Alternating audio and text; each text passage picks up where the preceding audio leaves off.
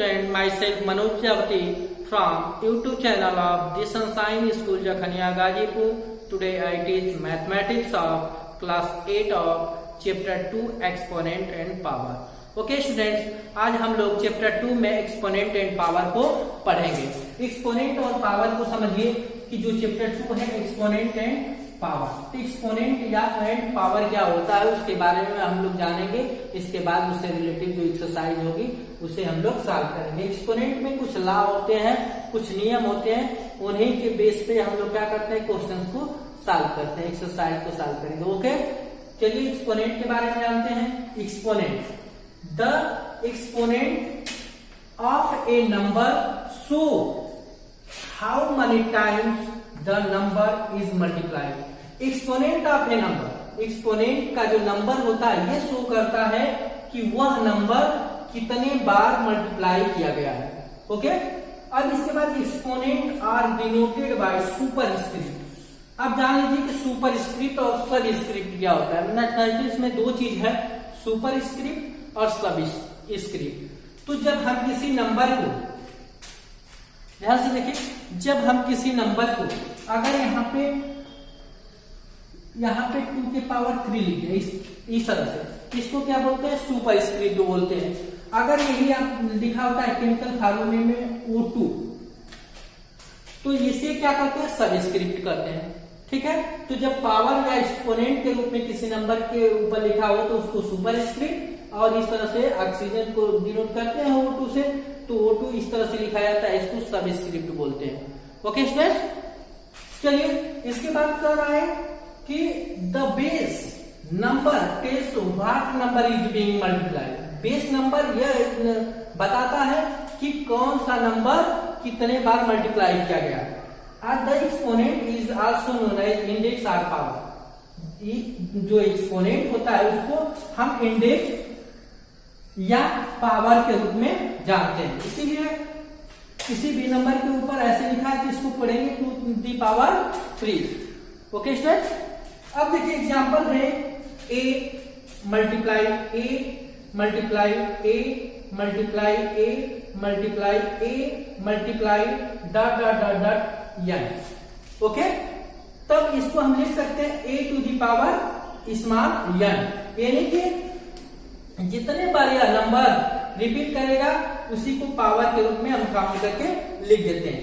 Here a is the base, a क्या है यहाँ पे, बेस कहलाता है, and n is the exponent or power, और n क्या होता है, एक्सपोनेंट या पावर कहलाता है। ओके स्टूडेंट्स, तो n को हम क्या बोलेंगे, एक्सपोनेंट या पावर कहेंगे, और a क्या है, a हमारा बेस है। ओके, अब इतना जानिए। अब चलते हैं, एक्सपोनेंट के कुछ लॉ होते हैं, कुछ नियम होते हैं जिनके आधार पे हम लोग क्या करते हैं, इससे रिलेटिव एक्सरसाइज को सॉल्व करते हैं। तो चलिए लॉ ऑफ एक्सपोनेंट के बारे में अध्ययन करेंगे। ओके,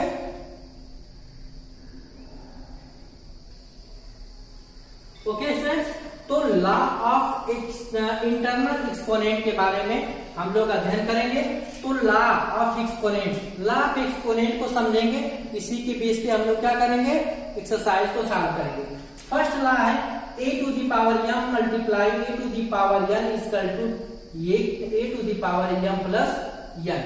इसको एग्जांपल के रूप में समझेंगे। अगर 2 की पावर 3 मल्टीप्लाई 2 की पावर 4 दिया हो तो हम इसे लिख सकते हैं 2 के पावर 3 प्लस 4 इक्वल टू 2 के पावर 7। ओके स्टूडेंट्स, तो ये जो आपका लॉ एंड एक्सपोनेंट वाला है, ध्यान से देख लीजिए, लॉ का मैंने लिख दिया है, इसका आप स्क्रीनशॉट भी ले सकते हैं, और जिससे आप इसको आसानी से तैयार कर सकते हैं या लर्न कर सकते हैं। ओके, तो इस तरह से आपका फर्स्ट जो लॉ था मैंने बताया एग्जांपल देकर उसको, फिर वही सेकेंड लॉ है a to the power m divide a to the power n equal to a to the power m minus n, where n is greater than n। तो अब लिख सकते हैं 2 के पावर 3 डिवाइड 2 के power 2 equal to 3 minus 2 equal to 2 के power 1। इस तरह से इसको सॉल्व करेंगे। फिर लिखा है थर्ड आपका लॉ है a to the power m to the whole power n okay, equal to a to the power m into n। तो इस तरह से है। तो आप इसका एग्जांपल देख लीजिए, जैसे 2 के पावर 3 के होल पावर 2 दिया हो तो इसे लिख सकते हैं 2 to the power 3 multiply 2 equal to 2 to the power 6। ठीक है, इसमें ध्यान रखिए आपका फॉर्मूला है a to the power m multiply b to the power m equal to a into b to the whole power m। अब ध्यान दीजिए कि अगर यहाँ पे 2 के पावर 3 मल्टीप्लाई 3 के पावर 3 हो तो इसे क्या लिख सकते हैं 2 multiply 3 to the whole power 3। Okay student, अब चलते हैं फिफ्थ वाले रूल पे। a to the power m divide b to the power m equal to a upon b to the whole power m। अब इसे देख लीजिए,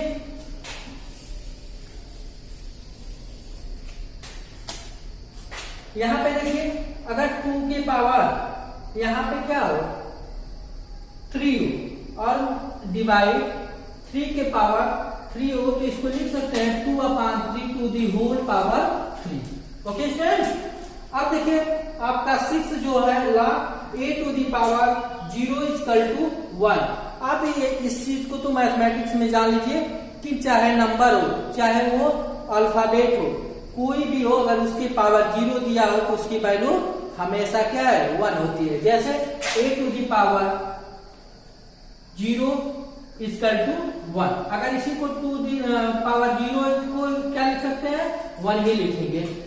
ओके स्टूडेंट्स, अब नेक्स्ट है 7th जो रूल है a to the power -1 equal to 1 upon 8। जैसे अगर 2 के पावर -1 दिया है तो इसको लिख सकते हैं 1 अपॉन 2।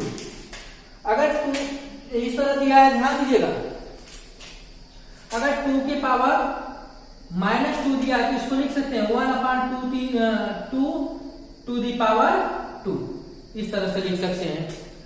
ओके, अब चलिए नेक्स्ट जो रूल है a उसे समझेंगे। हमने अभी बताया ना कि अगर 3 के पावर -2 दिया हो तो इसको लिख सकते हैं 1 अपॉन 3 टू दी पावर 2। इस तरह से जो हमारा क्या है लॉ नंबर 8 है। तो स्टूडेंट्स ध्यान देंगे कि जो law of exponent integral exponent है इसके रूल्स आपको जो लॉ है हमने बता दिया, उस पे एक एक क्वेश्चन सॉल्व करके उसके एग्जांपल को बता दिया, जिसके सहारे आप क्या कर सकते हैं इन लॉ का यूज करके आप एक्सरसाइज को आसानी से सॉल्व कर सकते हैं। तो फिलहाल आप क्या करेंगे कि एक्सपोनेंट एंड पावर के बारे में अच्छे से अध्ययन करिए और जो लॉ दिया गया है उसे अच्छी तरह से याद करिए और कंप्लीट करिए। Okay students, thank you, have a nice day.